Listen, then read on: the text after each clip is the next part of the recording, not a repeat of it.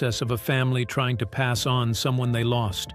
And yet, royal commentators have noted for years that Charlotte carries more than Diana's name, which is, of course, her middle name, Elizabeth Diana. She carries something of Diana's quality: the direct eye contact, the instinct to engage with people rather than perform for them, the warmth that cuts through formality without ever quite breaching it. Ingrid Seward, the long-standing editor of Majesty magazine and one of the most respected royal observers in Britain, has noted that no voice she can recall, no gesture she can imitate from lived experience. Everything she knows about Diana came to her second-hand, through her parents' stories, through photographs, through the careful, loving process. At the balcony stood Charlotte, and Charlotte was wearing something strikingly similar, a matching version, a deliberate echo, worn not in identical imitation, but in unmistakable tribute. A mother and daughter, two generations, one bracelet connecting them across time to a woman who died before either of them had fully grown into who they are. Fashion writers called it a quiet tribute, a subtle nod. And they were right, it was subtle. But what nobody realized in that moment was that this was not a standalone gesture. It was the beginning of something, because Charlotte had been asking questions. The questions Charlotte was asking. According to sources close to the Wales household, in the weeks leading up to Diana's 65th birthday, Charlotte had been asking about her grandmother in a new way. Not the gentle, age-appropriate questions of her. She never got to know Charlotte, the girl with her name, her spark, her instinct for connection. She never got to press flowers in the garden of the home her family built after she was gone. But she is there anyway. She is there in the stories Catherine told on a summer morning, book that had once belonged to her grandmother. That is the truest version of what it means to carry someone's name. Outro. Diana never reached 65. That is a fact no tribute can change, no gesture can undo, no amount of time can make feel anything other than wrong. She never saw the grandchildren who now carry her story forward. Diana's name was in a garden. It was in a child's hands. In the careful way she chose a flower, in the quiet concentration with which she placed it between the pages of a book. And as long as Charlotte remembers that, as long as she keeps asking questions and reaching toward the answers and turning what she learns into something genuine, Diana will never truly be gone. The chapter written by history is closed, but the story Charlotte is writing, a woman who pressed flowers between the pages of her books, who walked through minefields and held dying men's hands and wanted, more than anything, to be real to the people around her. In her memory on what would have been Diana's 65th birthday. And in doing so, she reminded an entire country, and millions of people beyond it, that Diana was not a portrait behind glass. She was a woman private home, inside a family that has spent years gently, carefully, lovingly trying to keep a woman alive in the memories of children who never had the chance to meet her. And on July 1st, 2026, that effort became visible in a way nobody had planned and nobody could have anticipated. The Percy, unresolved questions, and an almost mythological status that the institution has never quite known how to contain. So they say nothing, officially. But here is what makes 2026 different from every year before it. The silence from the palace was not where the story was. The story was inside a pearl bracelet, the first sign. And to understand what happened on Charlotte's 65th birthday, Diana's 65th birthday, you need to go back 3 weeks earlier, to June 13th, 2026, to the trooping, the feeling like Diana was actually there. Not in the grand, overwhelming way of grief anniversaries and public commemorations, not the weight of August 31st, the anniversary of her death, which carries its own specific and flowers, placing them between the pages of a book, reportedly one of Diana's own, with the seriousness and tenderness of someone who understood exactly what she was doing. Catherine watching, silent, with tears in her eyes, and one insider offered a description that has stayed with everyone who heard it. It was the closest anyone in that house had come in years to particular sorrow, but present in the way only the living can be present, through the movements of her granddaughter's hands, through a habit passed down not in words, but in imitation, through a girl connecting herself across 3 decades to a woman she will never meet. Ask yourself honestly, when was the last time you heard of a royal tribute that moved? July 1st, 2026? It stopped being invisible. the morning of Diana's 60th birthday. The morning of July 1st began without ceremony. No cameras, no press, no carefully worded social media posts going live at midnight. Just a request to her mother in the morning, a simple one. She asked Catherine to tell her something about Diana that she had never heard before. Not a headline, not a fact from a biography or a documentary she had already watched. Something small, something specific, something true in the way that only personal memory can be true. And Catherine paused. Think about that family in their home, going through the rhythms of an ordinary summer morning, except that it was not an ordinary day, and everyone in the house knew it. Charlotte, according to a source familiar with events that day, made a acknowledged in the public conversation about them, which tends to focus on their public roles and occasionally on the extraordinary health challenges Catherine has faced in recent years. They have been building something quietly for a long time. The decision to build in 1997. She did it throughout her life in small moments and large ones alike, by being present, by being real, by refusing to let formality come between her and the person standing in front of her. On July 1st, 2026, her 11-year-old granddaughter did the same thing. Different scale, different context, the same essential quality, and Britain recognized it immediately. What this tells us about the Wales family. This story tells us something important about William and Catherine as parents. Something that rarely gets acknowledged, like, what made her laugh? Why does everyone still talk about her after all this time? Catherine, by all accounts, had been waiting for precisely this. She has spoken before about the deliberate approach she and William have taken to introducing Diana to their children. Not pushing it, not forcing it, not curating early childhood, not where did she go, or why isn't she here? The kind of questions a very young child asks when adults have carefully calibrated what they are ready to hear. These were different questions, older questions. The questions of a girl who is starting to understand that the world is more complicated than anyone told her. Who was she really? What did she actually? Presentation designed to deliver a lesson. Instead, waiting, letting the children come to it when they were ready, trusting that when the right moment arrived, they would ask.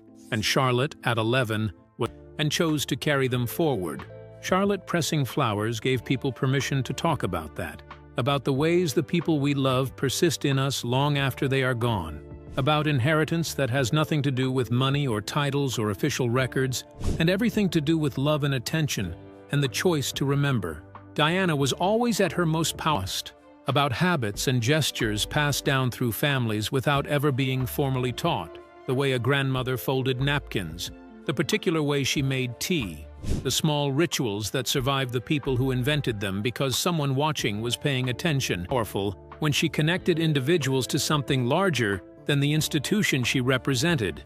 She did it when she held that man's hand in 1987. She did it when she walked through that minefield. Praise Diana's name the way you carry something precious, not ostentatiously, not always visibly, but always there. And for most of her life, that name has existed at a certain distance from its origin. She was too young to be told the full story. She was carrying it before she could fully understand what it meant. But on July 1st, 2026, something changed. Charlotte is old enough now to be told the real version. She is old enough to ask the real questions. And she is old enough to choose, of her own volition, to do something with the answers she receives. She was not told to press flowers. She was not guided toward the gesture at every turn.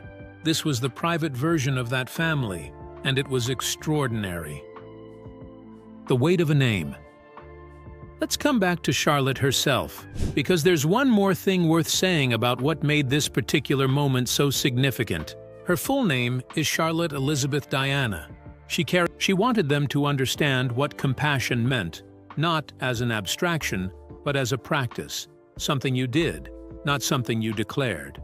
She said she wanted to be remembered as a queen of people's hearts in front of the cameras, because the point was to make people see. She brought her sons to homeless shelters. She insisted they see the world as it was, rather than the version curated by royal protocol. Not a portrait behind glass, not a curated exhibition, not an officially approved legacy document handled by a palace communications team. And on July 1st, 2026, with no cameras present and no official statement issued, and no institution deciding as a teachable moment. She heard something about her grandmother, a small, private, ordinary habit, and she decided immediately and independently that she wanted to do it too, that she wanted to connect herself to Diana in a way that was real rather than ceremonial. That is what it looks like when a legacy becomes genuinely alive, not managed from above, not performed for cameras, but carried by someone young enough to be unself-conscious about it, and present enough to act on it when the moment arrives. Diana's name has been in the public conversation for nearly 30 years since her death, in competing royal narratives. It has been used as a weapon and as a banner, and as a source of grief and controversy and, on its best days, as a reminder of what genuine compassion in public life can look like. But on July 1st, 2026, what the moment should mean. A granddaughter Diana never met sat in a garden and pressed flowers in her memory. Tell me honestly, which version of that tribute do you think Diana would have chosen? The response: Britain reacts. When the story reached the public, the response was immediate and overwhelming. Across Britain and across the world, people shared it. Not because it was dramatic, not because it was controversial, but because it was true in a way that most royal news is not. It cut through the performative, the managed, the carefully staged, and landed somewhere much more essential. The comments that flooded in were not simply about Charlotte or Diana. They were about grandmothers people had lost, not the simplified, softened version designed to protect very young children from complexity and grief. The real version, the human version, the version that includes the difficulty and the pain alongside the warmth, is finally asking. Royal biographer Duncan Larcombe has noted that this age, the transition from child to early adolescence, is exactly the point at which the more complete version of Diana's story becomes appropriate to share, and the extraordinary compassion. That shift, from protecting a child from a story to finally trusting her with it, is not something a palace announces. It happens inside a family, quietly, gradually, long before anyone outside knows it's happening. But on what really matters in that family, the core of who they are and what they are building, happens in private, without cameras, without statements, without any of the apparatus of public life that surrounds them. Remember exists in stories, in photographs, in passing references, in small details shared when the moment was right. They chose to trust the process, and that trust was repaid on the afternoon of July 1st, 2026, when an 11-year-old girl made a choice that no adult had orchestrated and no institution had managed. The Wales family has spent years being scrutinized, discussed, sometimes criticized, for decisions both large and small. What happened on Diana's 65th birthday is a reminder that much of the tone-deaf to the millions of people around the world who still grieve her as though they lost someone they personally loved. The palace has never found the right answer, and so year after year, July 1st has passed in near silence. Until this year. What the palace did not do. Let's be very clear about what 6. It is not simply a birthday. It is a reckoning with everything Diana was robbed of. Every year the world has continued turning without her. Every milestone her children lived through without their mother there to witness it. For nearly 29 years, the institution she left behind has handled this date with extreme caution, too much acknowledgement, and it risks reopening old wounds, inviting uncomfortable questions about the past. Too little, and it looks cold. Introduce Diana to their children gradually, gently, without force, waiting for the children to come to it rather than pushing it, is not an easy parenting choice when the person being introduced is one of the most famous human beings of the 20th century, and your children will eventually hear everything about her, from sources entirely beyond your control. It would have been easy to overmanage it, to sit the children down at a specific age with a formal explanation, to control the narrative so tightly that Diana became, in her grandchildren's minds, a story told by adults rather than a person they were allowed to discover. William and Catherine chose differently. They chose to let Diana exist in their home, the way any family strand pearl bracelet with distinctive gold clasps.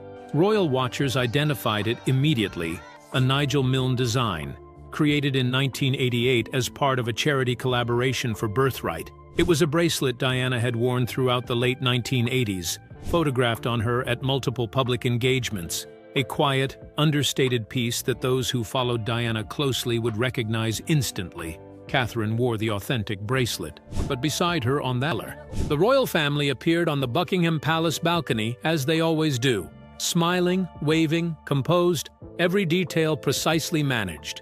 The crowd roared, the planes flew over, the pictures went around the world, but some people were looking more closely than others, because on Catherine's wrist that day was a the moment that left everyone speechless. Now here is the moment this entire story has been building toward, and I want you to sit with it, because it is so simple and so powerful that it risks passing by you too quickly if you don't let it land properly. Charlotte heard that detail about her grandmother pressing flowers, and she asked if she could do it herself that afternoon, with flowers from the garden, not tomorrow, not next week, not at some organized tribute event or formal occasion.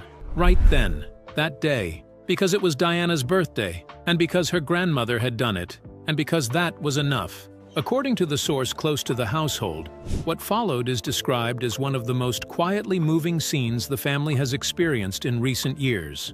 Charlotte seated in the garden, carefully, deliberately, choosing pause for a moment. Think about what it must be like to be Catherine Wales, standing in your kitchen on the morning of your late mother-in-law's 65th birthday, with your daughter looking at you and asking you to make the woman real, to go beyond the portraits and the documentaries and the books, to find a small, private, ordinary detail that would bring Diana into the room as a person rather than a symbol. Catherine chose a detail that almost no one knew about. Diana, she told Charlotte, used to press flowers between the pages of her books. It was a quiet, private habit. Something she did when she found a flower she wanted to keep. Not a grand gesture, not a moment designed for public consumption. Just a woman, a book, a flower, and the instinct to preserve something beautiful. The room went quiet. Answers before the afternoon was over. Legacy is not something institutions manage. It is not something press offices can protect, or biographers can fully capture, or documentaries can contain. It is something that lives in people. It is passed from hand to hand, from voice to voice, from generation to generation, through small detail. She is there in the bracelet Charlotte wore at Trooping the Color. She is there in the questions an 11-year-old was finally old enough to ask, and in the answers she received, and in what she decided to do with those and private habits, and the choice to carry forward something precious rather than let it fade. Charlotte made that choice on July 1st, 2026. She is 11 years old. She never met her grandmother. She pressed flowers, walked through an active minefield in Angola because she wanted the world to see what landmines actually did to human bodies. Not statistics, not reports, but the reality on the ground. The people living alongside unexploded ordnance in their own fields and streets. She sat beside a man dying of AIDS and held his hand when the entire world was still treating the disease like a punishment rather than an illness. And she held that hand without gloves, asked simply, what did Diana actually want her legacy to be? She gave us the answer herself, in her own words, in interviews, in the work she did in the final years of her life. She was imaginable.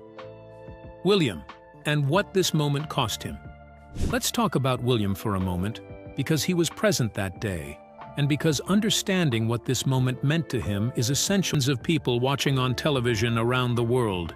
He was a teenager, he was heartbroken, and he was required to grieve in public, in uniform, without a single moment of private collapse, because the world was watching and the world had decided his grief was settled to understanding its full weight. William was 15 years old when his mother died. 15. He learned about her death in the early hours of August 31st, 1997, and days later he walked behind her coffin through the streets of London in front of billions. So represents one of the most painful, complicated, and contested chapters in the monarchy's recent past. Her name carries weight in every direction simultaneously: grief, admiration, controversy, or any senior royal figure marking the occasion. Official silence. The same silence that has defined every one of Diana's birthdays since her death. And in one sense, you understand it. The palace walks a permanent tightrope where Diana is concerned. She remains one of the most beloved figures in modern British history. She also did not happen on July 1st, 2026. Kensington Palace did not issue a statement. There was no official portrait released, no commemorative post on the Wales family's social media channels, no formal ceremony, no flag at half-mast, no announcement from the king. Children start secondary school. If she had lived, July 1st, 2026 would have been her 65th birthday. 65. Think about what that number means. It's the age at which most people start going forward. You will never look at Princess Charlotte the same way again. The birthday that never came. Let's start with the date itself, because July 1st, 2026 was not just another summer day. Diana Frances Spencer was born on July 1st, 1961. She died on August 31st, 1997, in a Paris tunnel at the age of 36 years old, younger than most of us will be when our curses them. No institution approves them. They simply happen, quietly, privately, without warning. And then the world finds out, and something shifts. Something that cannot be undone. July 1st, 2026. There are moments in royal history that no one plans. No palace press office schedules them. No courtier was supposed to be a silent day. A day the palace had learned, over nearly 3 decades, to let pass without ceremony. Diana's birthday would come. Diana's birthday would go, and the world would